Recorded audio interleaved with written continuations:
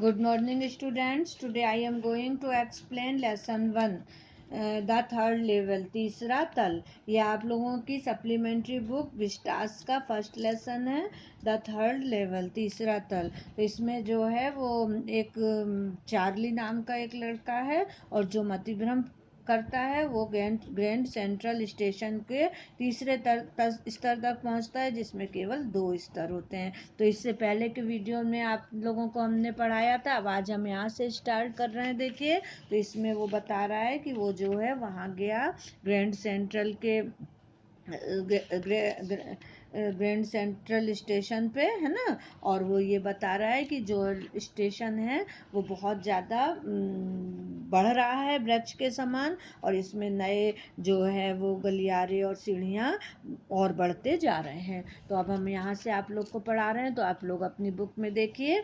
There's probably a long tunnel that nobody knows about, feeling its way under the city right now. यहाँ एक संभवतः एक सुरंग है जिसके शहर के नीचे होने का एहसास अभी किसी को नहीं है.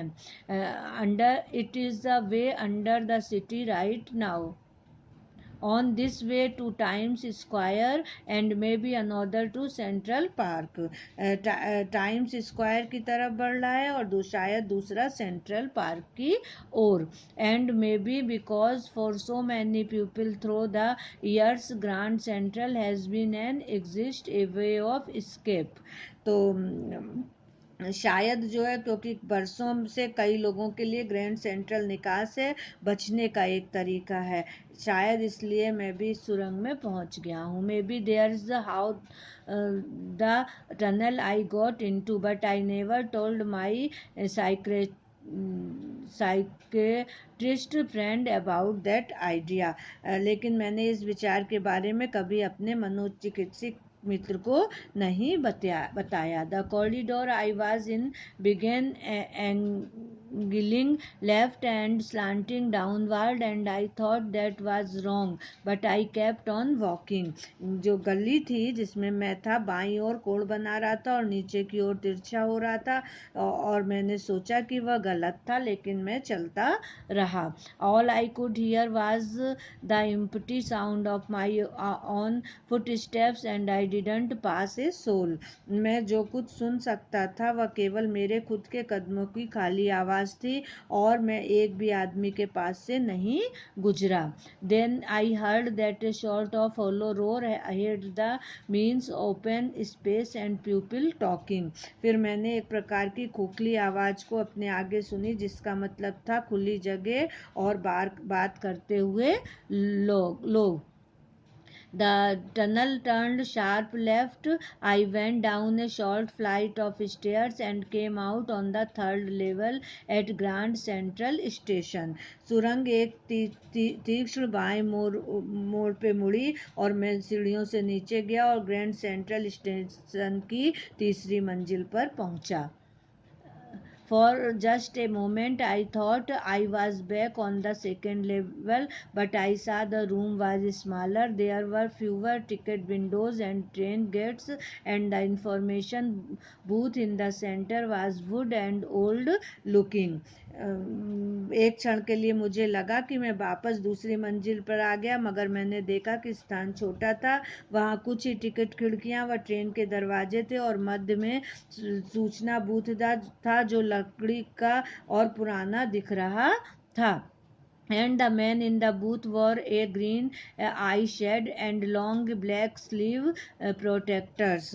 और बूथ में व्यक्ति एक हरा धूप का चश्मा और लंबे काले दस्ताने पहने था. The light were dim and sort of flickering. जो लाइट थी वो धुंधली थी और झिलमिला रही थी. Then I saw why they were open flame gas lights. फिर मैंने देखा कि वे खुली हुई ज्वाला की गैस बत्तियां थीं.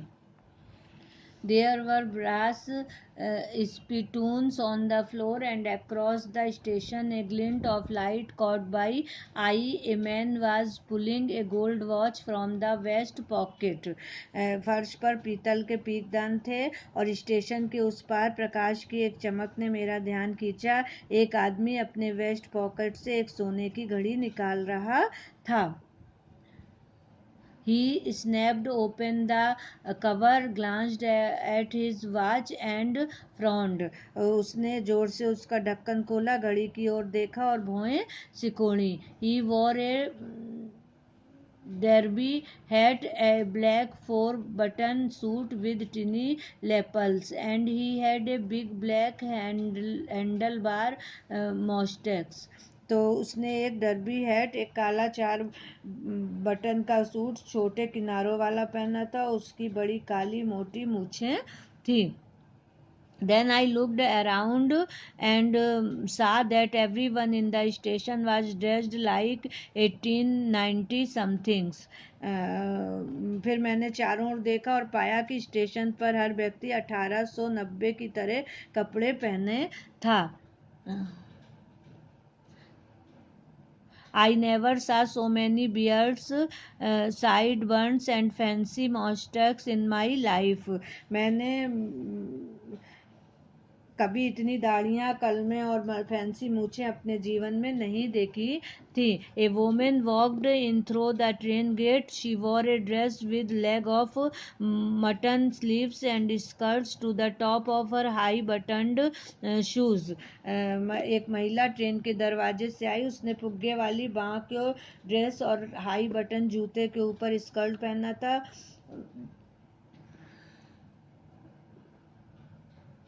Out on the tracks, I caught a glimpse of a locomotive, a very small courier, and it was a locomotive with a funnel-shaped stack, and then I knew. उसके पीछे ट्रैक्स पर मैंने एक इंजन देखा और एक बहुत छोटा कुरियर और इस इंजन चिमनी के आकार का. और तब मैंने जाना. टू मेक श्योर, इसको पक्का करने के लिए, I walked over to a newsboy and glanced at the stacks of papers at his feet.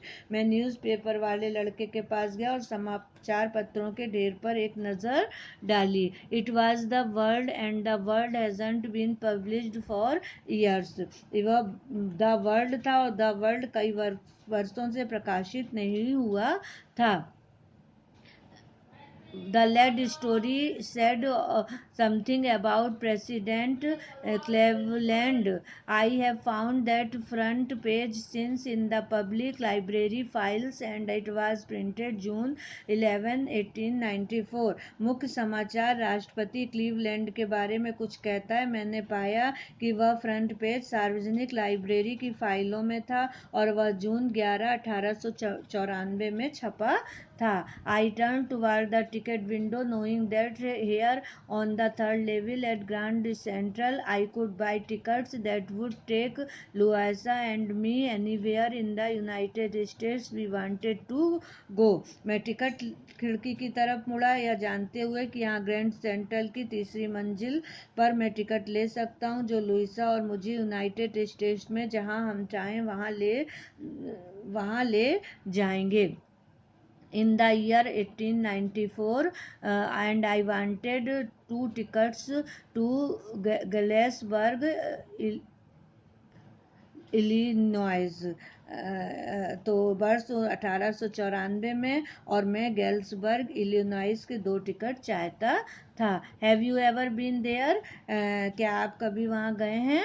It is a wonderful town still, with big old frame houses, huge lawns and tremendous trees whose branches meet overhead and roof of the streets.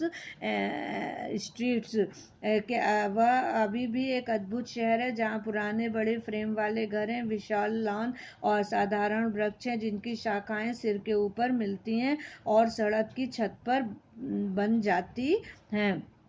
And in 1894 summer evenings were twice as long and pupils sat out on their lawns, the men smoking cigars and talking quietly, the women waving palm leaf fans with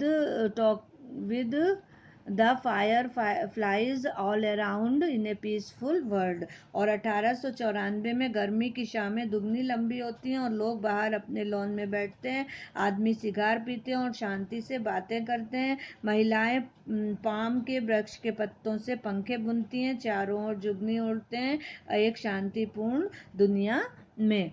to be back there with the First World War still 20 years off and World War Second over 40 years in the future. I wanted 2 tickets for that. वहाँ जाना प्रथम विश्व युद्ध के 20 साल बाद और द्वितीय विश्व युद्ध होने में 40 साल भविष्य में होने पर मुझे इसके लिए 2 टिकट चाहिए। तो इस तरह से ये जो चार्ली है ये लोगों को मति भ्रम कर रहा है और ये बता रहा है कि वो जो है न्यूयॉर्क के जो स्टेशन है स्टेशन है जो ग्रैंड सेंट्रल उसके तीसरे तल पे गया था। तो यहाँ तक हमने आप लोग को पढ़ा दिया। इसके बाद के वीडियो में हम आगे बताएंगे। Thank you.